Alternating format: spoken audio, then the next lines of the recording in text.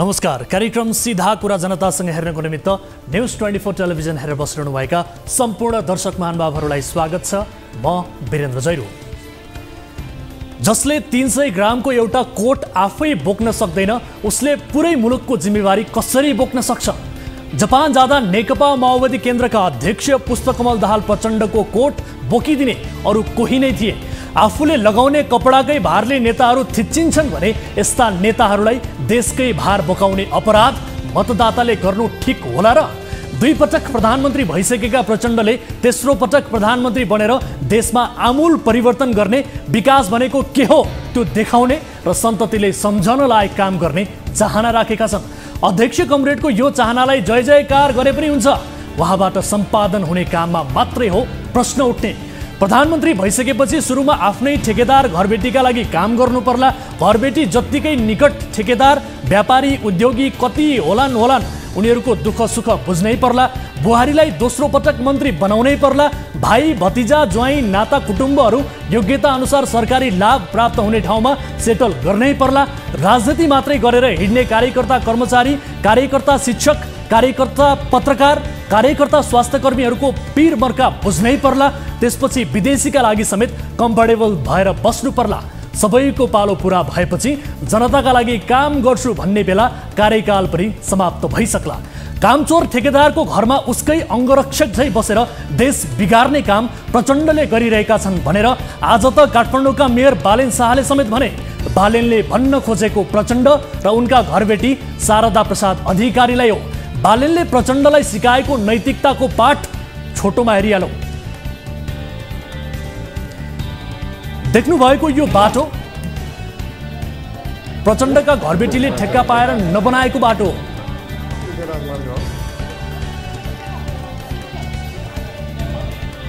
दर्शकहरू, बाटो नबनाउने ठेकेदारको घरमा बसेर प्रचण्डले नैतिकताको पाठ पढाउन मिल्छ भन्ने प्रश्न अब बालेनले समेत गरेका छन्।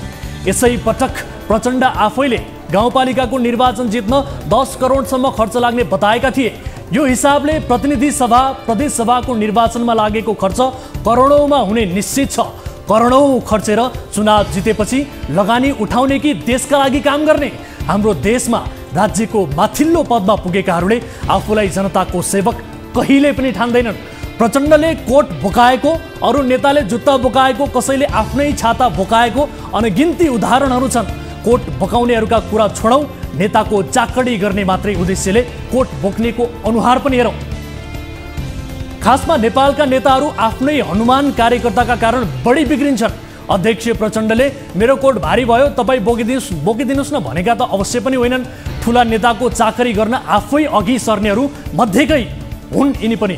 यो आधुनिक युगमा आज पनि कोही म दास नै हुन चाहन्छु, स्वामी मालिकको सेवा गर्छु भनेर अघि सर्छ भने अरूले भन्ने त राम नै हो। नेपालमा हुँदा नेता भक्ति, दलभक्ति देखिनु खास अनौठो कुरा होइन, तर विदेशी भूमिमा श्रम गरिरहेका कतिपय मान्छे त्यस्ता पनि छन् जो विदेशीको हेपाई सहेर पनि आफ्नो दल, आफ्नो नेता भनेपछि मरिहत्ते गर्छन्। बाँच्नका लागि, जीवन धान्नका लागि छोराछोरीको शिक्षा, श्रीमतीलाई सुनको बाला लगाइदिने लोभले विदेशमा पसिना बगाइरहेका केही थोरै दुखी आत्मा त्यस्ता हुन्छन् जो आफू कसले गर्दा देश छोड्न बाध्य भए भन्ने प्रश्न समेत नगरी नेताकै जय जयकार गरेर हिँड्छन्। कसैले माने पनि नमाने पनि नेपालमा भएको पछिल्लो राजनैतिक परिवर्तनको आधार बनाउने काम भनेको माओवादी विद्रोहले गरेको थियो। त्यस्तो विद्रोहबाट आएको शक्तिसँग 5 वर्ष अघि एमाले हुँदैन थियो भने पत्ता साफको स्थिति थियो। अहिले यो शक्तिसँग नेपाली काङ्ग्रेस भएन भने पत्ता हाँगा सबै साफ हुने स्थिति छ। विसर्जनको सङ्घारमा पुगेको नेपाली राजनीतिको यो शक्तिले शुद्धिकरण आफैबाट सुरु गर्ने, समाजमा राम्रो छवि बनाएकाहरूलाई पार्टीको चुनाव चिन्हबाट निर्वाचन लड्न प्रेरित गर्ने, आश लाग्दा युवाहरूलाई अवसर दिने गर्ला कि भन्ने त कहानी नै भयो। आज मात्रै खबर आयो माओवादीको चुनाव चिन्ह लिएर वामदेव गौतमले पनि चुनाव लड्ने भएका छन् भन्ने। जब देशमा वामदेव गृहमन्त्री हुन्थे भन्ने गरिन्थ्यो, माफियाहरूले दीपावली मनाउँथे, नीति नियम मूल्य मान्यताले आत्महत्या गर्थे। वामदेव गौतम नेपाली कम्युनिस्ट आन्दोलनका एक योद्धा भनेर धेरैले भन्छन्, तर उनको परिचयमा कुशासनका धरोहर भन्ने उपमा पनि जोडिन्छ। गौतम जरुर पुराना नेता हुन्, यिनी मूर्ति भइदिएको भए, सिक्का भइदिएको भए जति पुरानो उति यिनको महत्त्व हुन्थ्यो। तर गौतमको प्राचीनतामा अवसरवाद, लालच, विवाद, तस्करी, घामणपन मात्रै जोडिन्छ। यिनै गौतमलाई हँसिया हतौडा दिएर माओवादीले वामदेव भन्नु र माओवादी भन्नु उस्तै हो भन्ने जनाउन खोजिरहेको छ। हँसिया हतौडा लिएर त बाबुराम भट्टराई पनि चुनाव लड्दैछन्, तर उनीबारे आज कुनै टिप्पणी छैन। धिप धिप गरिरहेको दियोको अगाडि पङ्खा चलाउने कुराको के अर्थ होला र? राष्ट्रपतिले नागरिकता विधेयक फिर्ता पठाएपछि सत्ता गठबन्धनको अर्को घटिया र अहङ्कारपूर्ण शैली फेरि सतहमा आएको छ। सत्ताको उन्माद यो हदसम्म होला भन्ने ठानिएको थिएन, तर देखियो। राष्ट्रपतिले नागरिकता विधेयकमा 15वटा सुझाव दिएकी थिइन्। कम्तीमा वैवाहिक अङ्गीकृत नागरिकता प्राप्त गर्ने समय 7 वर्ष राख्न माओवादी र समाजवादी त पहिले नै वकालत गर्थे। एकपटक भइसकेको त्रुटि सच्याउने अवसर आउँदा गठबन्धनले भन्यो, समितिमा छलफल चलाउँदैनौँ, कुनै सुझाव मान्दैनौँ, हामीले जे गरेका छौँ त्यही ठिक छ, 15वटा सुझावबारे कुनै सुझाव पनि टेर्दैनौँ। सत्ता गठबन्धन भनेको अन्तिम सत्य हो, यसले जे गर्छ ठिक गर्छ। यसकारण जस्ताको त्यस्तै संसदमा फेरि पेश गर्छौँ, ऐकम लगाएर पास गर्छौँ, त्यसपछि राष्ट्रपतिलाई विधेयक प्रमाणीकरण गर्न बाध्य पारेर उत्सव मनाउँछौँ। यी सबै वाक्य गठबन्धनका औपचारिक होइनन्। कतिपय कुरा औपचारिक हुनै पर्दैन, भावले नै वाक्य शब्द अक्षरहरू पुष्टि गरिदिन्छन्। कहिलेकाहीँ त सम्झी ल्याउँदा पनि उदेक लाग्छ र भन्न मन लाग्छ, साँच्चै नेपाली जनता कति महान रहेछन्। यस्ता राजनीतिक दल नेता छानिरहे, भविष्यमा पनि छानिरहनेछन्। आउनुहोस् सुरु गरौँ जनताको चासो, गुनासो र प्रश्न सहितको विशेष कार्यक्रम सीधा कुरा जनतासँग।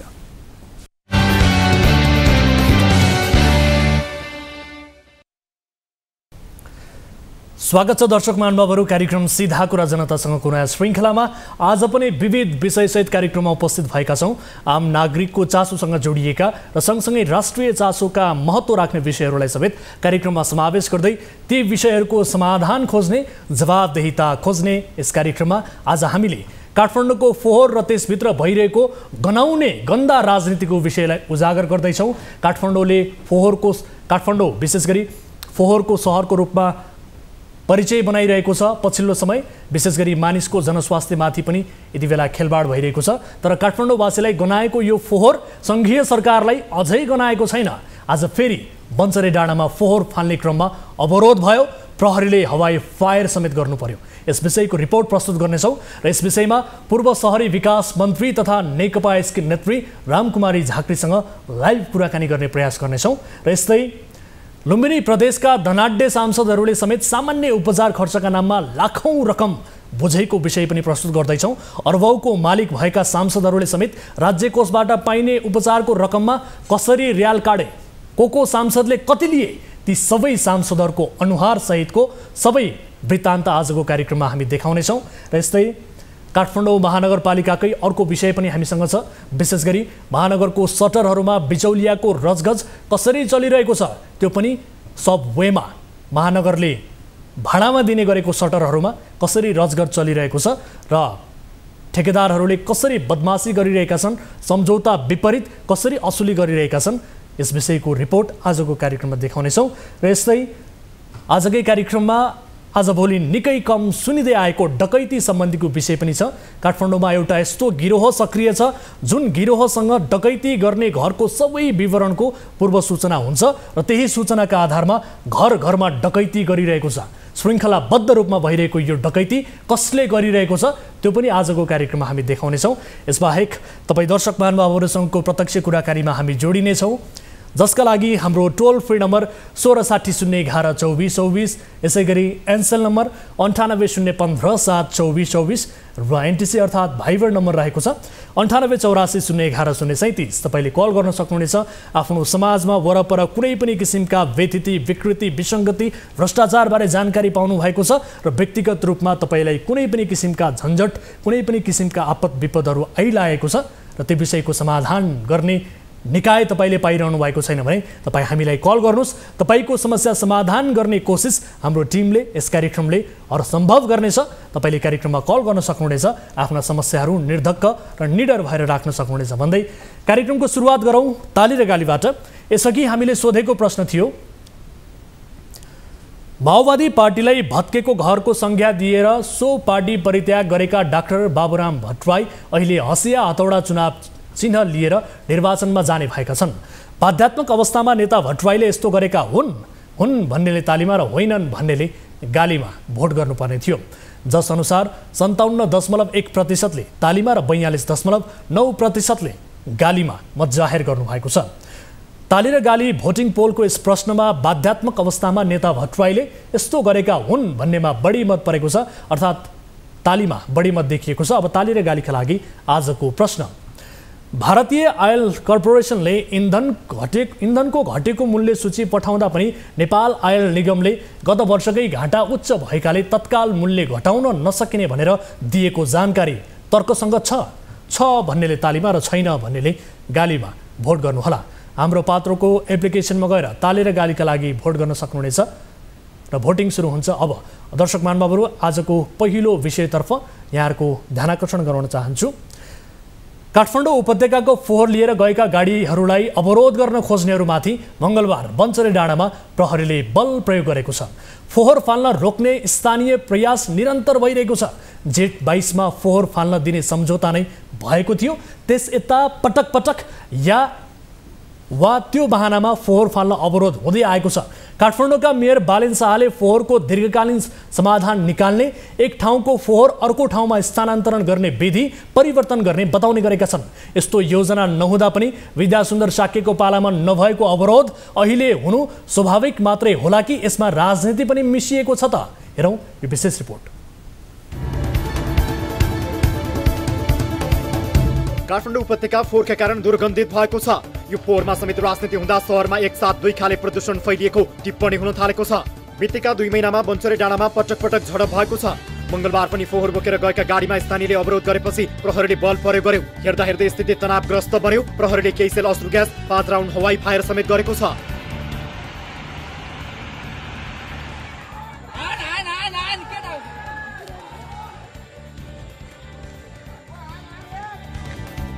अघिल्लो सोमबार बन्चरे डाँडामा जाने बाटोमा पर्ने आले 4मा फोहोर बोकेका 14वटा गाडीमाथि तोडफोड गरिएको थियो। त्यसयता निरन्तर फोहोर फाल्न जाने र फोहोर फाल्न नदिनेहरू बीच तनाव भइरहेको छ। फोहोर फाल्न रोक्नेहरूले खानेपानीका लागि मेस समेत चलाएका थिए। स्वाभाविक आन्दोलन भन्दा पनि सुव्यवस्थित आन्दोलनको झल्को फोहोरमा देखिएको छ। धादिङ र नुवाकोटका ल्यान्डफिल साइट निर्माणका लागि सरकारले 5 अर्ब भन्दा बढी लगानी गरेको छ। फोहोरमा राजनीति मिसाउन खोज्नेहरूले गरेका क्रियाकलाप। वडा नम्बर 16 का वडाध्यक्षले आफ्नो वडाको फोहोर आफै उठाएको सन्देश दिन भिडियो खिचाए। खासमा उनले फोहोरमा गरेको स्टन्ट मात्रै थियो। सडकबाट उठाएको फोहोरलाई उनले नदी किनारमा राख्ने गरेका थिए। यसैबीच नेकपा एमालेका नेता योगेश भट्टराईले महानगरका मेयर बालेन शाहलाई सत्ता गठबन्धनतिर नढल्किन र एमालेको विश्वास गर्नु भन्दै उपदेशात्मक अभिव्यक्ति सार्वजनिक गरे। फोहोरमा सत्ता गठबन्धनले राजनीति गरेको भन्ने सन्देश दिन नेता भट्टराईले खोजे, तर उनले एमालेकी विद्यासुन्दर साक्यले 5 वर्ष फोहोर व्यवस्थापनमा सिन्का पनि भाज्न नसकेको चाहिँ बिर्से। अहिले बालेन मेयर भएको 70 दिन भएको तर फोहोर व्यवस्थापन नभएको टिप्पणी भइरहेको छ। विद्यासुन्दर साक्यको पालामा बढीमा 14 दिन मात्रै फोहोर थुप्रिएको भन्ने तुलना गर्नेमा एमालेकी नेता वडा अध्यक्षहरू पनि छन्। यसैबीच युवा संघले पनि फोहोर उठाउने एउटा बेतुकको कार्यक्रम राख्यो। काठमाडौँको मेयरमा बालेन शाहले शपथ लिनु अघिदेखि नै फोहोर उठेको थिएन। उनले पदभार लिएपछि जेठ महिना यता 30 दिन भन्दा बढी फोहोर उठेको छैन। यस्तो हुनुमा बन्चरे डाँडामा स्थानीयलाई उचाल्ने तत्त्वहरू, स्वार्थ समूहहरू र उनीहरूलाई ब्याकअप गर्ने राजनीतिक दलहरू छन्। यो तथ्य लुकाएर बालेनले सकेनन् भन्ने पार्न खोजेको स्पष्ट देखिन्छ। फोहोर व्यवस्थापन गर्ने काममा काठमाडौँ महानगर मात्रै होइन, उपत्यकाका अरू नगरपालिका संघीय सरकारकै केही मन्त्रालयहरूको पनि भूमिका हुन्छ। यो तथ्य बिर्सेर सत्तारूढ दलकै नेताकी पत्नी तथा चुनावमा कांग्रेसका तर्फबाट मेयरकी प्रत्याशी बनेकी सिर्जना सिंहले समेत फोहोरबारे टिप्पणी गरिन्, तर उनले पनि संघीय सत्ता आफ्नै पार्टीको छ भन्ने चाहिँ बिर्सिन्। संसदमा समेत फोहोरको विषयले प्रवेश पायो। सांसदहरूले समेत फोहोरमा राजनीति मिसिएको दाबी गरेका छन्। यो फोहोर त हामी सबैले गराउँछ नि, त्यो मेयरले मात्रै गराउँदैन, त्यो बालेन शाहले मात्रै गराउँछ, हामी सबैले गराउँछ। काठमाडौँ वासीले गराउँछ, काठमाडौँ बस्ने मान्यले गराउँछ, काठमाडौँ सरकारले गराउँछ। अनि त्यो फोहोर कहिले उठ्छ त?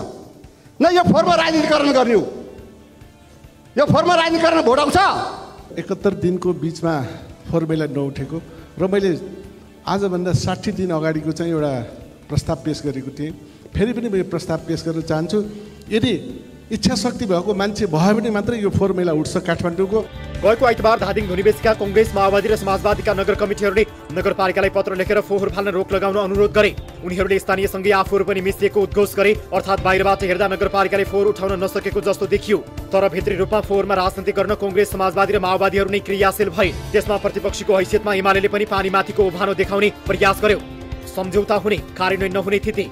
काठमाडौँमा फोहोरको समस्या नयाँ होइन, दशकौंदेखिको समस्यामा यो वर्ष पुरानो ल्यान्डफिल साइट सिस्टोलभन्दा पर बन्चरे डाँडामा फोहोर व्यवस्थापन थालेपछि समस्या थप पेचिलो बनेको छ। 2062 जेठमा पहिलोपटक फोहोरलाई उपत्यका कटाएर सिस्टोल पुर्याइएको थियो। 3 वर्षको लागि सिस्टोलमा फोहोर फाल्ने भनिए पनि लगातार 17 वर्षदेखि फोहोरको दीर्घकालीन समाधान गरिएको छैन।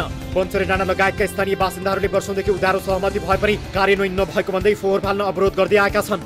काठमाडौँ महानगरपालिकाको मेयरमा बालेन शाह निर्वाचित हुँदा बन्चरे डाँडाका बासिन्दाले फोहोर फाल्न अवरोध गरिरहेका थिए। निर्वाचित भए लगतै बन्चरे डाँडा पुगेर मेयर शाहले फोहोर व्यवस्थापन नभएसम्म खादामाला नलगाउने र सञ्चार माध्यमलाई अन्तर्वार्ता पनि नदिने बताएका थिए। त्यस लगतै शहरी विकास मन्त्रालय र महानगरपालिकाले पटक पटक छलफल गरेर स्थानीयवासीको माग सम्बोधन गर्दै लिखित सम्झौता गर्यो। बालेन निर्वाचित भएपछि महानगरपालिका र स्थानीय जनप्रतिनिधि बीच जेठ 22 गते मध्यराति लिखित सम्झौता भयो। सम्झौता भएपछि पनि अवरोध चाहिँ हुँदै आएको छ। दर्शकहरू, यस विषयमा थप कुराकानी गर्नका लागि टेलिफोन सम्पर्कमा जोडिनु भएको छ नेकपा एकीकृत समाजवादीकी नेत्री तथा पूर्व शहरी विकास मन्त्री रामकुमारी झाँक्री।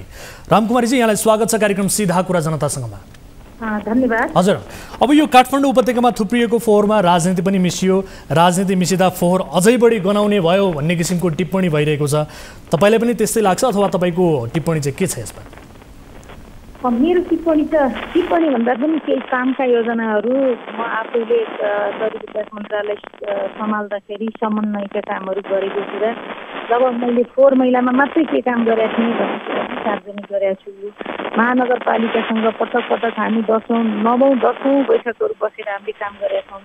अब त्यो सबै कामहरू अनगोइङ थिए, अनबोर्ड थिए, तर अहिले एकाएक फोहोर नउठ्दा यसका पछाडि केही कारणहरू चाहिँ पक्कै पनि छन्। किनभने फोहोर सङ्कलन गर्ने समस्या र फोहोर लगेर ट्रान्सफर गर्ने अनि विसर्जन गर्ने समस्या यहाँ काठमाडौँभित्रको समस्या एक हिसाबको छ र त्यो सिस्डोल बन्चरे डाँडा साइडको प्रभावित एरियाको जनताको केही सरोकारहरू थिए। ती सरोकारहरू उहाँका मागहरूलाई अब हामीले यो समय इयरमार्क गरेर समय तालिकाबद्ध गरेर उहाँहरूका माग सम्बोधन गर्ने फेरि काम अगाडि बढाएका थियौँ। मैले त्यहाँ लामो स्ट्याटस लेखेर के भएको थियो सबै तपाईँको निकै लामो स्ट्याटस छ, धेरै बुदामा पनि तपाईँले लेख्नु भएको छ। अनि हो, त्यो भएको भएर कामहरू केही नै भएको थियो। तर अहिले के भयो भन्दा प्रायः जस्तो चाहिँ के हुन्छ भने नयाँ नेतृत्व आइहाल्दाखेरि यो फोहोर मैलामा एउटा फोहोर मैलाको राजनीति छ, अर्को फोहोर मैलामा गिरोह पनि छ। सबै मान्छेहरूले काठमाडौँ अथवा उपत्यकाभित्रको वरपरको फोहोरहरू सङ्कलनमा बढी जोड दिन्छन्। त्यहाँ चाहिँ पैसा छ, किनभने अहिले मैले यो महिनामा फोहोर मैला उठाउने नयाँ कम्पनीले टेक्का पाए नि यो भदौको भरिको काम गरेको अटोजेट कतिमा पैसा पाइहाल्छु। त्यस कारण मान्छेहरूले फोहोर उठाउने कुरामा जसले पनि काम गर्न सक्छ, तर फोहोरको ट्रान्सफर सेन्टर कसैले पनि बनाएको छैन। अनि ट्रान्सफर सेन्टरबाट ल्यान्डफिल साइड लाने कुरा चाहिँ झनै डरलाग्दो अवस्था छ। त्यसकारण ठिक छ, तपाईँले यो गिरोहको कुरा पनि यसअघि पनि गर्नुभएको थियो होइन, गिरोह छ भन्ने कुरा पनि गर्नुभएको थियो।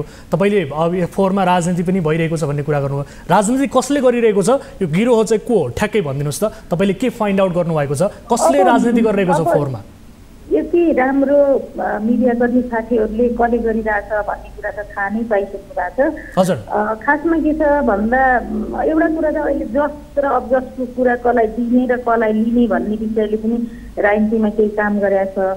अर्को कुरा फोहोर घरबाट निकाल्ने अनि पैसा पोलुटसलाई पैसा दिने भन्ने जस्तो अभिव्यक्ति पनि सुनियो, जसले गर्दा फोहोर मैला विसर्जनको सन्दर्भमा नेतृत्वमा रहने मान्छेहरूको चाहिँ त्यो अब एक खालको ज्ञानै भएन, सोचै भएन अथवा अन्डरस्ट्यान्डिङ नै भएन भन्ने कुरा नै त्यसले देखिन्छ। त्यसले गर्दा यस्तो बेलामा चाहिँ धेरै जस्तो मान्छेहरू यो फोहोर मैलाको व्यवस्थापन म गर्छु भनेर एकदम रोमाञ्चकारी योजनाहरू सपनाहरू ल्याएर आएर नेतृत्वलाई अल्मलाउने गर्छन्। त्यहाँबाट निस्किनु पनि पर्छ र अहिले भइरहेका कामहरूलाई तपाईँको कन्टिन्यू गरेर लगेन भने मान्छे यहीँ अल्मलिन्छ। अहिले भएको कुरा के छ भने फोहोर मैलामा काम गर्न आउँछु भन्नेहरूको सङ्ख्या धेरै ठुलो छ। तर उनीहरूले के गर्छन्, ट्रान्सफर गरेर ल्यान्डफिल साइड लाने कुराका लागि चाहिँ कसैले पनि काम गरेका छैन।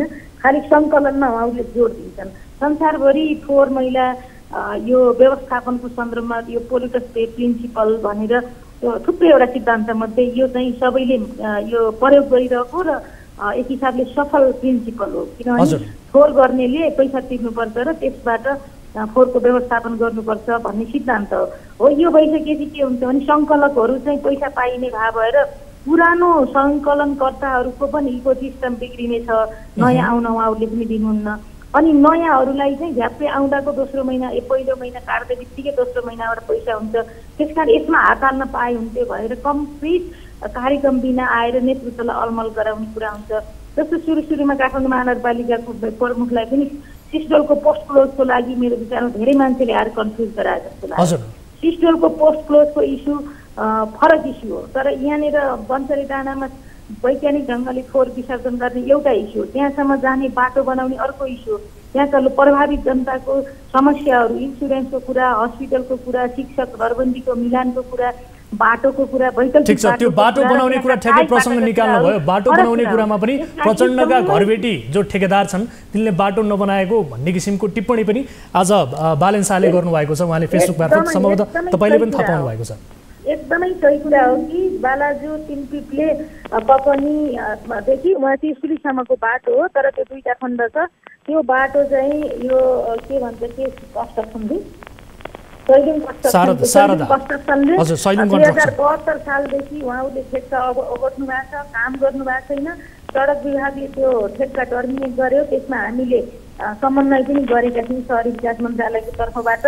त्यसपछि उनीहरूले ठेक्का टर्मिनेट गरिसकेपछि तपाईँको सुरु अदालत जिल्ला अदालतमा उनीहरू मुद्दाको लागि गए। आज छलफल थियो, तर यो छलफल चाहिँ बेलुकी के भयो भन्ने चाहिँ म अपडेट हुन पाएको छैन। अब तर जे भए पनि कुरा उठ्यो, प्रश्न उठ्यो, नैतिकताको प्रश्न पनि मेयर साहबले लगाउनु भएको छ। तर कामचोर ठेकेदार जो कामै गर्दैन ती काम नगर्ने ठेकेदारलाई यसरी देशका मुख्य राजनैतिक दलका नेताहरूले चाहिँ संरक्षण गरेर राख्नुको अर्थ चाहिँ कारण चाहिँ के होला रामकुमारीजी? दल मात्रै होइन हजुर, दल मात्रै होइन। 72 सालमा ठेक्का अवार्ड भएको छ, तर आज 79 साल 7 वर्षसम्म काम नगर्ने ठेकदारको ठेक्का तोड्दाखेरि त्यो व्यक्ति चाहिँ अदालत जान्छ र अदालतमा एकदम भगडान वकिलहरू गएर बहस गरिदिन्छन् कि यो मेरो पक्षलाई ठेकदार पक्षलाई चाहिँ अपूरणीय क्षति भयो, स्टे अर्डर जारी गर्न पाऊँ, सरकारको निर्णय खारेज गर्न पाऊँ भनेर जान्छ र त्यहाँ अदालत प्रभावित भइदिन्छ र अदालतले स्टे अर्डर जारी गरिदिन्छ। अनि वर्षौँ कार्यक्रमहरू अलपत्र हुने अर्को समस्या छ। यो अदालतको प्रक्रिया, अदालतको समस्या एउटा छ, कन्ट्र्याक्टरको समस्या अर्को छ, लोकल राजनीति अर्को छ, राजनीतिक दलहरूको बिचमा खिचातानी र जस लिने कुरा छ र यसको बग्रेलती समस्या छ कि। तर यी जम्मै समस्याहरू मैले अस्ति हिजो भने चाहिँ धेरै चिजहरू अहिले जो नबिगारिकन, इकोसिस्टम नबिगारिकन काठमाडौँका नगर प्रमुखले यो 18वटा नगरपालिका थप यसको वरिपरिका 5वटा नगरपालिकाहरूको नेतृत्व ल्याएर यसको फोहोरको व्यवस्थापन गर्ने पहिले नै एउटा यसको सन्दर्भमा एउटा निर्णयहरू भएका छन्। त्यही कारणले महानगरपालिका यहाँ फ्रन्टलाइनर हो। अहिले हामीले बनाएका निर्णयहरूलाई यो इकोसिस्टम नबिगारी निरन्तर पहल कदमी गर्ने हो नि फोहोर उठ्न केही पनि समस्या छैन। ठिक छ, तर फोहोर फाल्ने काम महानगरको हो, तर सहयोगी बन्ने त सङ्घीय सरकारको पनि काम हो नि, होइन? सङ्घीय सरकारमा तपाईँहरूकै गठबन्धन छ, तर धुनीबेसी नगरपालिकामा अस्ति जुन पत्र गयो त्यो पत्रमा समाजवादी पार्टी पनि सामेल छ र फोहोर ल्याउन नदिने किसिमको बाचा समाजवादीले पनि गरेको छ। यसलाई कसरी बुझ्ने हामीले? त्यसलाई गलत हो भनेर बुझ्ने र त्यस्तो क्रियाकलाप गर्ने पार्टीको संस्थागत निर्णय हुन सक्दैन। सरोकारवालाहरूसँग हामीले सम्झौता गरेका छौँ, ती सम्झौताहरू कार्यान्वयन भयो कि भएनन्, कसरी कार्यान्वयन गराउने भनेर पो पहल कदमी गर्ने हो। फोहोर रोक्ने हो र त्यो पनि राजनीति हुन्छ, त्यो गलत कुरा हो। हजुर, अब ठ्याक्कै यो फोहोरको व्यवस्थापनका विषयमा जुन तपाईँले गिरोहको कुरा गर्नुभयो, अलिकति फेरि पनि म तपाईँलाई पहिलेकै प्रश्नमा लान्छु। यो गिरोह चाहिँ ठ्याक्कै के हो, अड्केको कहाँनिर हो? तपाईँले केही दिन अघि स्ट्याटसमा लामा बुदाहरू चाहिँ धेरै बुदाहरू उल्लेख गर्नुभएको छ, त्यो स्ट्याटस पनि लेख्नु भएको छ, निकै लामो छ। यो व्यवस्थापन चाहिँ ठ्याक्कै कसरी गर्न सकिन्थ्यो त? जिस्टमा भनिदिनुहोस् न तपाईँको आफ्नो स्ट्याटसको र सँगसँगै यो गिरोह के हो यसको बारेमा पनि। यसमा मैले त्यही गिरोहको बारेमा पनि त्यही अलमलाउने कुरा पनि त्यही गरेको छु। अहिले जहाँ पुगेको छ कामहरू, जस्तो हामीले फास्ट ट्र्याकबाट 3 पिप्लेदेखि बन्सरे डाँडासम्मको सडक बनाउँदैछौँ। एकतर्फी सडक आरसिसी भइसक्यो। अब अर्को साइडको हामीले ट्राफिक व्यवस्थापन गर्दै काम गऱ्यौँ भने सडक बनि नै हाल्छ। ल्यान्डफिल साइड बनि नै सक्यो। EIA को अडिट गर्ने काम भइरहेको छ। पोस्ट क्लोजको लागि केही कुराहरू अगाडि बढेका छन्। अधिकरणको इस्युहरू चाहिँ तपाईँको हामीले पाइपलाइनमा राखेर इयरमार्क गरेरै काम गरेका छौँ। केही स्वीकृत उहाँहरूका अरू डिमान्डका पाटाहरू पहिला गरेका प्रतिबद्धताहरू छन्। यो वर्ष चालु आर्थिक वर्षमा स्वीकृत कार्यक्रम नै छ। अनि त्यसपछि अस्पताल बनाउनलाई एउटा टेक्निकल टिमै बनाएको छ। त्यो धुनीबेसी र ककनी गाउँपालिका, शहरी विकास मन्त्रालय, महानगरपालिका र स्वास्थ्य मन्त्रालयको 5 सदस्यीय टोलीले त्यो अस्पताल कहाँ बनाउने र स्वास्थ्यको मापदण्ड अनुसार बनाउने 1500 अस्पताल भन्ने कुरा पनि 1 महिनामा प्रतिवेदन दिएर कार्यान्वयनमा लाने, त्यो अस्पताल महानगरपालिकाले अपरेसन गर्ने भन्ने कुरा पनि त्यो पहिले नै भएको सम्झौता हो। हामीले पुनर्सम्झौता गरेर अगाडि लगाएका छौँ। ठिक छ। र अनि अधिकरणका सबै कुराहरू अगाडि गएपछि स्थानीय सरकारवाला विभिन्न समुदायहरू, त्यसपछि राजनीतिक दल र जनप्रतिनिधिहरू, स्थानीयदेखि प्रत्यक्ष सङ्घसम्म सबै कुराको समन्वय गरेर अगाडि बढेको अन्तर्मन्त्रालय, गृह, भौतिक, शहरी, वन लगायतका सबैमा सामान्य प्रशासन सबैसँग समन्वय गरेर एउटा तहमा काम अगाडि बढेको।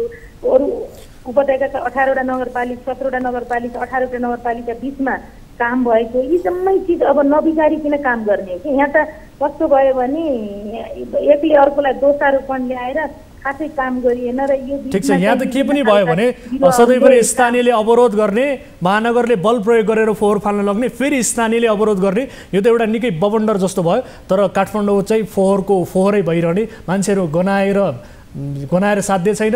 हैजाको सङ्क्रमण अर्कोतिर बढेको छ। अब सधैँ यसरी बल प्रयोग गरेर फोहोर विसर्जन पार लाग्ने विषय हो र रामकुमारीजी?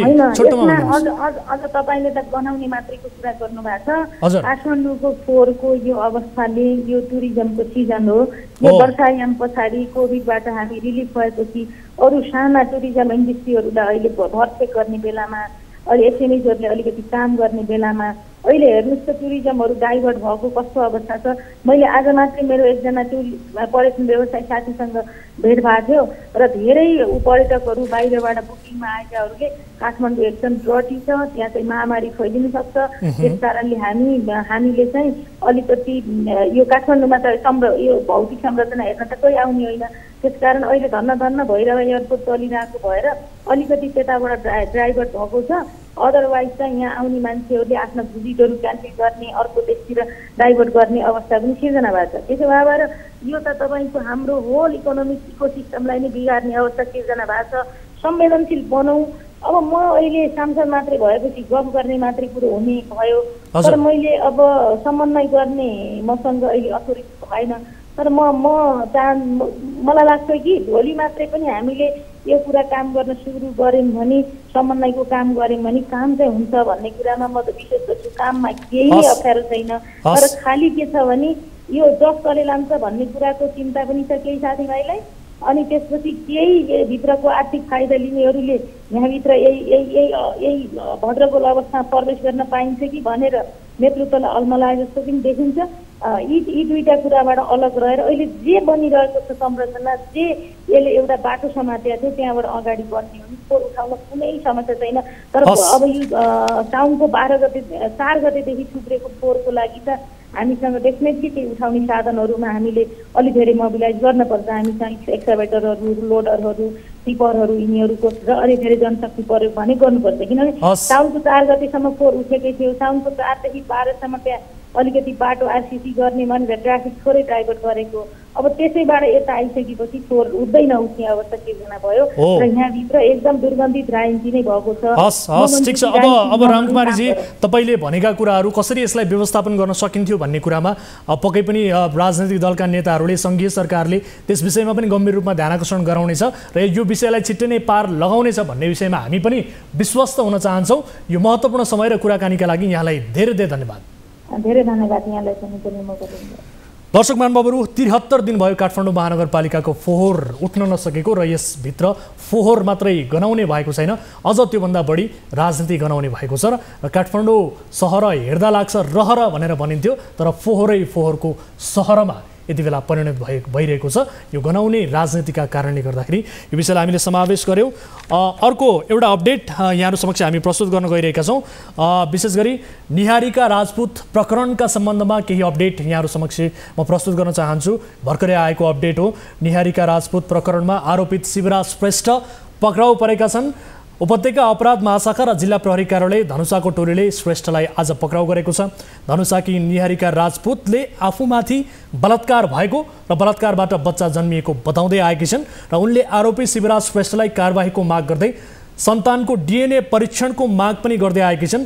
निहारिकाले डिएनए परीक्षण हुनुपर्छ भन्ने माग उठाइरहेका बेला शिवराज श्रेष्ठले पनि पहिलो पटक यही कार्यक्रम मार्फत आफू पनि डिएनए टेस्ट गर्न तयार छु भनेर उद्घोष गरेका थिए, बताएका थिए। आज उनी पक्राउ परेका छन्। यो अपडेट यहाँहरूलाई दिएको छु र यसबाहेक अन्य विषयहरू पनि कार्यक्रममा समावेशन। आजको कार्यक्रम विशेष छ। विशेष गरी सुविधाभोगी सांसदहरूको अनुहार आजको कार्यक्रममा देखाउनु छ। तर ब्रेक पछाडि कहीँ कतै नजानुहोला। यहाँहरू हेरिरहनु भएको छ कार्यक्रम सीधा कुरा जनतासँग मात्र न्युज 24 टेलिभिजनमा।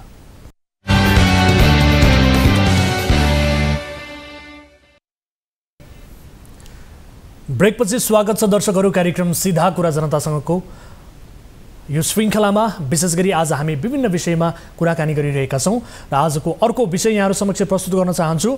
उपचार गर्दा उठेको अस्पतालको बिल देखेर आत्तिएका बिरामीले त्यही अस्पतालको माथिल्लो तल्लाबाट हामफालेर ज्यान फाल्ने गरेका छन्। गम्भीर रोग लाग्यो भने नेपालीको घर खेत सकिन्छ, अन्तिममा बिरामीको पनि मृत्यु हुन्छ। 1 लाखसम्मको स्वास्थ्य बिमामा पनि वर्तमान सरकारले निजी कम्पनी प्रवेश गराउने खेल गरेको छ। महिलाहरू सडकमै बच्चा जन्माउन विवश छन्। आर्थिक स्थिति कमजोर हुनेहरूलाई गम्भीर रोग लाग्यो भने उसले काल पर्खिन बाहेक केही गर्न सक्दैन। स्वास्थ्यमा सामाजिक सुरक्षा नाम मात्रैको छ, तर लुम्बिनी प्रदेशमा धनाढ्य जमिनदार आर्थिक स्थिति राम्रो भएकाहरूले पनि उपचार खर्च लिएका छन्, त्यो पनि सरकारी कोषबाटै। सरसर्ती हेर्दा यो काम ऐन विपरीत होइन, तर कोही नागरिक सिटामोल खान नपाउने, कोही सम्पन्न नेताका लागि राज्यले उपचारमा लाखौँ खर्च गर्नुपर्ने यो नैतिक प्रश्न पनि उब्जिएको छ। रूपन्देहीबाट टिभी जर्नलिस्ट विमल पुरीले पठाएको विशेष रिपोर्ट हेरौँ। नेपाली कांग्रेसका संसदीय दलका नेता वीरेन्द्र प्रसाद कनौडिया अर्बौंका मालिक हुन्। हाल उनी लुम्बिनी प्रदेशका सांसद छन्। महालक्ष्मी सुगर मिलका मालिक समेत रहेका कनौडियालाई उखु किसानलाई दिनुपर्ने अनुदान रकम खाएको आरोप लाग्दै आएको छ। तर पनि कनौडियाको उच्च मूल्याङ्कन गर्दै कांग्रेसले उनलाई लुम्बिनी प्रदेशको सांसद बनायो। अर्बौंको व्यापारीमा खेल्ने कनौडियाले समेत राज्य कोषबाट सामान्य उपचार खर्चमा ब्याल काटे भन्दा तपाईँ नै अचम्म लाग्न सक्छ। तर सत्य यही हो कि उनले प्रदेश सरकारबाट आर्थिक वर्ष 2077-78 मा 2,49,000 र आर्थिक वर्ष 2078-79 मा 2,27,000 रुपियाँ गरी 4,77,000 उपचार खर्च लिएका छन्।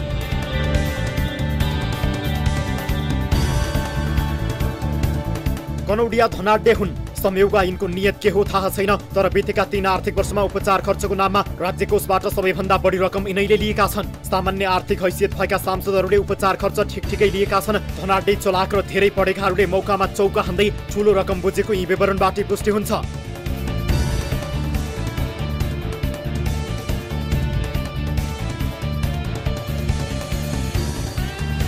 रूपन्देहीका एमाले सांसद भोजप्रसाद श्रेष्ठ तत्कालीन बुटवल नगरपालिका प्रमुख थिए। बुटवलमा उनको सुविधा सम्पन्न घर छ। उनका एक छोरा प्रतिष्ठित औषधि व्यवसायी छन् भने अर्का डाक्टर छन्। आर्थिक रूपमा सम्पन्न भएका श्रेष्ठले पनि उपचार बापतको रकम लिने गरेका छन्। उनले आर्थिक वर्ष 2076-77 देखि आर्थिक वर्ष 2078-79 मा उपचार खर्च बापत 86,800 रुपियाँ बुझेका छन्। नेपाली कांग्रेस लुम्बिनी प्रदेशका सांसद अष्टभुजा पाठक रूपन्देहीका स्थायी बासिन्दा हुन्। आर्थिक हैसियत बलियो भएका उनी जमिनदार हुन्। उनी पाठकले आर्थिक वर्ष 2076-77 देखि आर्थिक वर्ष 2078-79 मा उपचार खर्च बापत 1,69,000 बुझेका छन्। नेकपा एमालेका कपिलवस्तुका सांसद विष्णु पन्थीको बुटवल र कपिलवस्तुको बाणगङ्गामा गरी 2वटा घर छन्। उनको आफ्नै महँगो गाडी पनि छ। हालै सार्वजनिक लेखा समितिको सभापतिमा निर्वाचित समेत भएका पन्थीले पनि सामान्य उपचार बापतको खर्च रकम प्राप्त गर्न बिल पेश गरेका छन्। पन्थीले प्रदेश सभाबाट उपचार खर्च बापत आर्थिक वर्ष 2076-77 देखि आर्थिक वर्ष 2078-79 सम्म 92,600 रुपियाँ बुझेका छन्। त्यस्तै जसपाकी सांसद कल्पना पाण्डेले 2,75,207 रुपियाँ लगेकी छन्। हाल उनी पदमुक्त भइसकेकी छिन्। त्यस्तै एमालेका डाक्टर कृष्ण नेउपानेले 2,48,000, नेपाली कांग्रेसकी निर्मला छेत्रीले 2,73,000, कांग्रेसकै दिल्ली चौधरीले 2,37,000, एमालेका डाक्टर पूरणमान बज्राचार्यले 2,20,167 रुपियाँ उपचार खर्च बापत रकम बुझेका छन्। त्यसैगरी माला गोतामेले 2,14,000, मोहम्मद याकुब अन्सारीले 2,16,000, सरस्वती गौतमले 2,20,000 उपचार खर्च बापत बुझेका छन्। लुम्बिनी प्रदेशसभाका पदाधिकारी तथा सदस्यहरूलाई पारिश्रमिक र सुविधा दिन बनेका ऐनमा दर्तावाला चिकित्सकको प्रेस्क्रिप्सनका आधारमा जुनसुकै अस्पतालबाट उपचार सेवा लिए पनि बिल बमोजिम सबै सांसदले बढीमा 5-5 लाख रुपियाँसम्म उपचार खर्च लिन सक्ने व्यवस्था छ। लुम्बिनी प्रदेशसभा सचिवालयले सांसदहरूलाई 3 वर्षमा औषधि उपचार खर्च बापत 54,48,452 रुपियाँ भुक्तानी गरेको पाइएको छ। आर्थिक वर्ष 2076-77 देखि आर्थिक वर्ष 2078-79 सम्ममा 46 जना सांसदलाई उपचारका नाममा सो रकम दिइएको हो। आर्थिक वर्ष 2076-77 मा 28 सांसदहरूलाई 14,49,550 रुपियाँ, आर्थिक वर्ष 2077-78 मा 36 सांसदलाई 22,80,846 रुपियाँ र आर्थिक वर्ष 2078-79 मा मात्र 25 सांसदहरूलाई 17,18,056 रुपियाँ गरी 54,48,452 रुपियाँ उपचार खर्च दिइएको छ। पैसा लिनेमा ठुलै दलका अधिकांश। लुम्बिनी प्रदेशमा स्थापना कालमा कुल 87 सांसद थिए। हाल सांसदको संख्या 81 पुगेको छ। आर्थिक वर्ष 2076-77 देखि आर्थिक वर्ष 2078-79 सम्म 46 जना सांसदले राज्य कोषबाट उपचार खर्च बापत रकम लिएका छन्। कतिपयले तीनवटै आर्थिक वर्षमा रकम लगेका छन् भने कतिपयले एउटा मात्र आर्थिक वर्षमा रकम लगेका छन्। उपचार खर्च लिनेमा एमालेका 16, कांग्रेसका 15, माओवादीका 12 र जसपाका 3 जना सांसद रहेका छन्। संसद सचिवालयका अनुसार 1 लाख बढी रकम लैजाने 11 सांसद छन्। सामान्य उपचार खर्च गर्दा समेत राज्य कोषमा भार पार्ने गरेकाले सांसदहरूमाथि नैतिक प्रश्न उठ्ने गरेको टिप्पणी भइरहेको छ। जनताको हित गर्न, जनताको कल्याण गर्न, विकास निर्माण, समृद्धि र जनताको मुहारलाई हसिलो बनाउनको लागि जुन उद्देश्य र जुन लक्ष्यका साथ प्रदेश यो संरचना बनाइएको थियो, यो प्रदेश संरचना बनाइएका यी सांसदहरू लुटतन्त्रमा परिणत भए। सेवा सुविधा लिएका सांसदहरूले प्रतिक्रिया दिन चाहेका छैनन्। प्रदेशका मन्त्री तथा केही सांसदहरूले पाए भन्दैमा सबै सुविधा लिन नहुने प्रतिक्रिया दिएका छन्। जनतालाई सुविधा दिन बनेका निकायले आफैले सुविधा लिने कुरा राम्रो नभएको केही सांसद मन्त्रीको भनाइ छ। एउटा सुविधा छ 5 लाखसम्मको वर्षमा लिने भन्ने, तर हामी जनप्रतिनिधि भएको नाताले म पनि त्यत्रो औषधिहरू खाइरहेको छु। मैले पनि धेरै औषधिहरू युज गर्नु परेको छ। मलाई पनि सुगर पेसेन्ट पनि म पनि हो, तर आजसम्म मैले लिएको चाहिँ छैन। किनभने अब हामी त जनप्रतिनिधिले सकभर जनताको सेवा सुविधा दिने हो। सरकारबाट सहुलियत पाउने भनेपछि विभिन्न बाहना बनाएर बर्मलुट गर्ने जुन तरिका देखिएको छ, यसबाट पनि प्रश्न हुन्छ। घरबाट मर्मत गर्ने, घरबाट लिनेदेखि लिएर त्यो त नियमले दिने कुरा आफ्नो ठाउँमा छ। औषधि उपचारदेखि लिएर विभिन्न हिसाबले चाहिँ जुन भएको छ, यो राम्रो कुरा होइन। सांसदहरूले लिएको उपचार खर्चको विवरण सार्वजनिक भएपछि आफ्नो उपचार गर्ने आर्थिक हैसियत हुँदाहुँदै राज्यलाई भार पार्ने गरी सरकारी कोष खर्च गर्नु नैतिक दृष्टिले उपयुक्त नभएको टिप्पणी भइरहेको छ।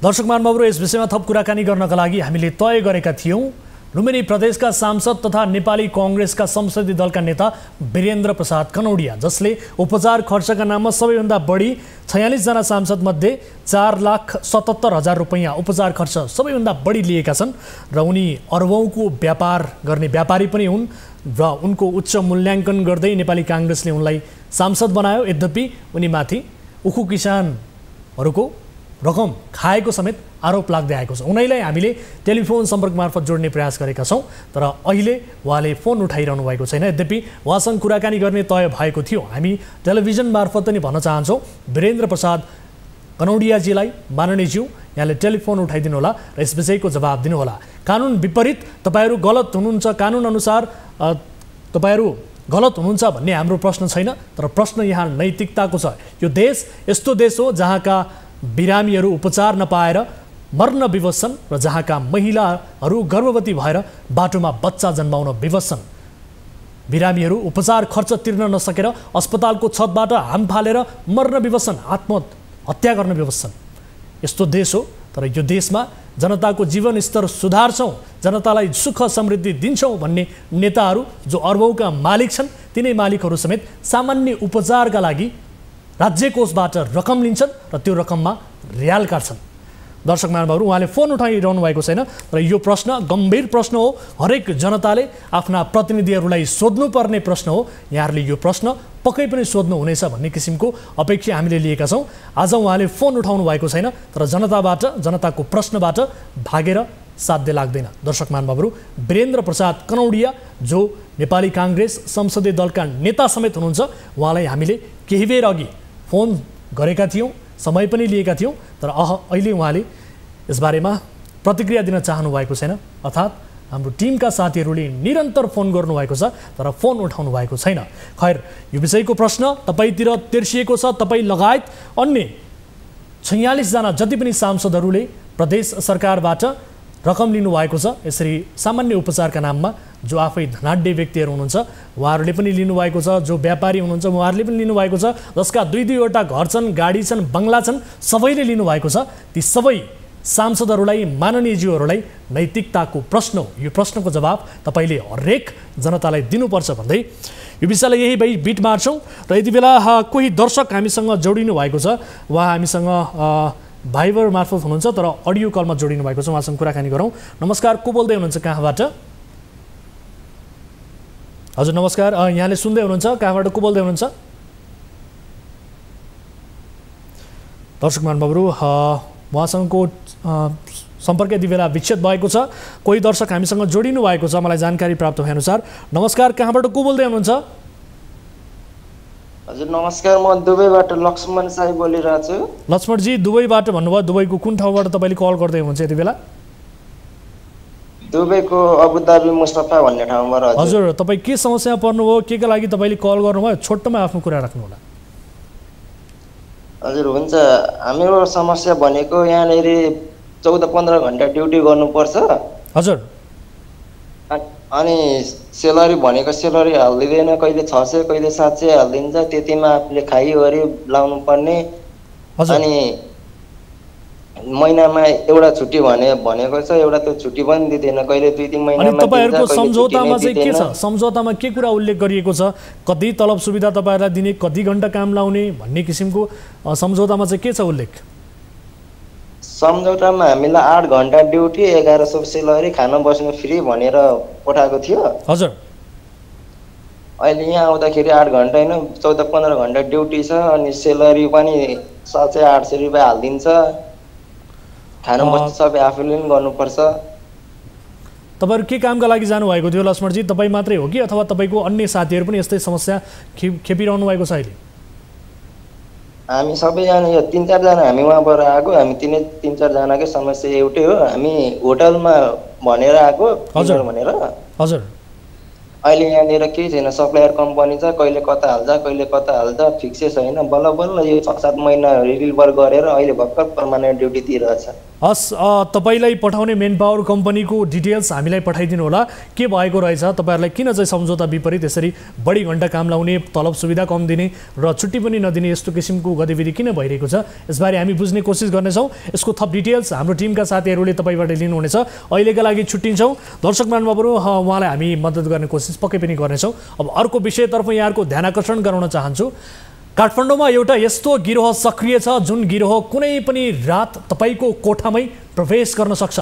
यिनीहरूले तपाईको घरका सदस्य, घरमा भएका सुनचाँदी, नगद सबै थाहा पाउँछन्। तपाईका निकटकाहरूबाट पनि यस्तो सूचना उनीहरूले सङ्कलन गरेका हुन सक्छन्। जब यिनीहरू मध्यरातमा हतियारसहित घरभित्र पस्छन्, उनीहरूलाई तपाईको घरबारे त्यति नै थाहा हुन्छ जति तपाईँलाई थाहा हुन्छ। घरमा भएका मानिसहरूको सङ्ख्या, नगद र गहना राख्ने ठाउँ, पस्ने ढोका, निस्किने ढोका सबै रेकी गरेर यो गिरोह भित्र पस्छ। घरका सदस्यहरूको घाँटीमै हतियार राख्छ र लुटपाट गर्न थाल्छ। यो गिरोहबारे जे खुलासा भएको छ त्यही देखाउँदैछौँ यो विशेष रिपोर्टमा। साउन 24 गते राति 12:30 बजे कृतिपुर नगरपालिका 6 का नारायण बस्नेत गहिरो निन्द्रामा थिए। रातको 12:30 बजे कसैले घरको ढोका ढकढकाएको सुनेपछि नारायणकी श्रीमती बेउजिन बत्ती बालेर ढोका पनि खोलिन्। तर धारिलो हात हतियार सहित अपरिचित 5 जना व्यक्तिहरू एकाएक घरभित्र प्रवेश गरे।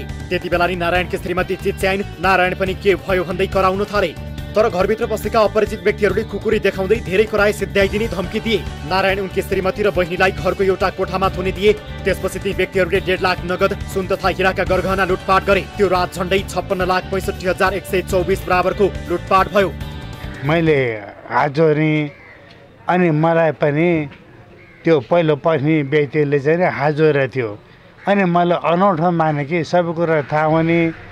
त्यसपछि मलाई किन हाजोरे त यी भाइले भाइहरू भन्छु खुकुरी समाचार छ अनि हात पनि जोड्यो हात पनि पहिले जोडेको अनि मैले पनि जोडिरहेको थिएँ अनि तपाईँहरूलाई क्याप पनि गर्दैन हामी त्यो 2 नम्बरको चिज लिन आएको हो त्यो पाएर लग्यौँ भने तपाईँहरूले केही पनि गर्दैन भने खुकुरी मात्रै तेर्साको नि 75 वर्षीय नारायणका छोरा बुहारी विदेशमा छन् तिनै छोरा बुहारीले जोडेको सुन तथा हिराका गहना समेत डकैती भयो मेरो 1.5 लाख चान्चुन त्यो लग्यो 1.5 लाख पैसा लग्यो अरू के लग्यो मेरो अनि श्रीमतीहरूको यो छोराको वर्धमानमा चाहिँ नि लगाएको गहनापात सम्पूर्ण गहना लगाएर के पनि छोडेको छैन कति तोला जति छ बहिनीको बुहारीको त्यो गर्दाखेरि 3टा कोठाबाट चाहिँ के भने करिब 40-45 तोला जति चाहिँ नि हार त्यो सिक्री लकेट अब औँठीहरू सबै गर्दाखेरि त्यति चाहिँ पर्यो असार 12 गते राति 1:15 बजे शङ्करापुर नगरपालिका 9 का सुशील थापा र उनकी श्रीमती पनि निन्द्रामै थिए घरको छतको ढोकाबाट एकजना व्यक्ति प्रवेश गरे कोही प्रवेश गरेको आवाजले सुशीला बिउजिन् बत्ती बालेर हेर्दा हातमा खुकुरी समातेको व्यक्ति उनको आँखै अगाडि थियो सुशीला पनि चिच्याउन थालिन् एकाएक थप 5 जना हतियारधारी व्यक्तिहरू पनि घरभित्र प्रवेश गरे त्यसपछि सुशीला र उनका श्रीमानलाई नियन्त्रणमा लिएर दुवैजनाको मुखमा चेप चाले र हात बाँधिदिए सुतिरहेको थिएँ कोठामा मेरो श्रीमान उतापट्टि कोठामा सुत्नु भएको थियो म यतापट्टि थिएँ कोठाको ढोका खोल्दै थियो गर्मी बेला थियो अनि 1 बजे होला ट्याक्क बत्ती बाल्यो अनि यसो हेर्दाखेरि त यस्तो खुकुरी लिएर बसिरहेको अनि म त चिच्चाएँ के एउटा हातमा उसको रड छ 2टा अनि एउटा हातमा खुकुरी छ चिच्चाउँदाखेरि कराउँछ सिधाइदिन्छु भनेर भने के एकजना मात्रै भित्र बसेको थियो त्यतिखेर एकजना मात्रै थियो अनि म चिच्चाएपछि त 4-5 जना आएर अनि कोहीले मुखमा मलाई टेप लगायो कोहीले सिक्री चुडाल्यो अनि कोहीले यहाँ कानको टपहरू फुकाल्यो होइन अनि अब बोलिस् भने तेरो 2 जनालाई सिधाइदिन्छु भन्यो अनि म चुप्लाएर बसेँ मुखमा टेप लगायो अनि हात पछाडि फर्काएर बान्यो तीन व्यक्तिहरूले सुशीलाको घरबाट नगद सुन र मोबाइल समेत गरी 6,05,050 रुपियाँ बराबरको धनमाल लुटेर भागे 90,000 पैसा 3 तोला आदि जस्तो सुन अनि आइप्याड आइफोन त्यति लग्यो अनि एउटा ऊ लग्यो के पित्तलको हुक्का मेरो सासूको पहिलाको पित्तलको हुक्का लग्यो अनि 3टा त्यो सेन थियो बाहिरबाट पठाएको बच्चाहरूले त्यो लग्यो अनि एउटा त्यो बच्चाको खेलौना पेस्तुल थियो डकैतीका यी त केही प्रतिनिधि घटना मात्रै हुन् असार 6 गते राति 1 बजे शङ्करापुर नगरपालिका 8 कुमलटार स्थित लालबहादुर थापाको घरबाट पनि 2,41,000 बढीको धनमाल डकैती भयो र असार 20 गते राति 1:15 बजे काभ्रे प्लान्चोक बनेपा नगरपालिका 11 स्थित सलाम सिंह लामाको घरबाट 12,49,000 बराबरको डकैती भएको छ र सार्वजनिक भएका यी सबै डकैतीका घटनामा एउटै गिरोह सक्रिय रहेको तथ्य पनि भेटियो पछिल्लो समय श्रृङ्खलाबद्ध रूपमा भइरहेका यस्ता डकैतीमा 10 भन्दा बढी व्यक्तिको गिरोह सक्रिय रहेको बताइएको छ जसमध्ये सिन्धुपाल्चोक मेलम्ची नगरपालिका 7 ताला माराङ घर भई हाल काठमाडौँको नयाँ बस्ती पाटीटार बस्ती आएका यी 38 वर्षीय रामसिंह तामाङ र मकवानपुर बागमती गाउँपालिका हाल काठमाडौँको जोरपाटी बस्ती आएका 38 वर्षीय दिलबहादुर सिंह तान प्रहरीको फन्दामा परेका छन् उनीहरू दुवैलाई बौद्ध नयाँ बस्तीको एक होटलबाट प्रहरीले पक्राउ गरेको हो घटनामा संलग्न अरू थप 3 जना सुशील भनिने बाबुलाल थिङ सुभाष तामाङ र मिलन तामाङ पनि पक्राउ परेका छन् डकैतीमा संलग्न व्यक्तिहरू यसअघि नै खुनडाका चोरी डाका र कर्तव्यज्ञान जस्ता जघन्य मुद्दामा जेल सजाय भुक्तान गरिसकेकाहरू पनि छन् यो गिरोहका मुख्य नायक सुभाष तामाङ र मनुराज तामाङ भएको बताइएको छ मेनको तपाईहरुको योजना कहाँ जाने के गर्ने भने सबै योजना बनाउने व्यक्ति होला नि त तपाईको नाम त थाहा होला नि उसको नाम सुभाष हुन्छ सुभाष के सुभाष तामाङ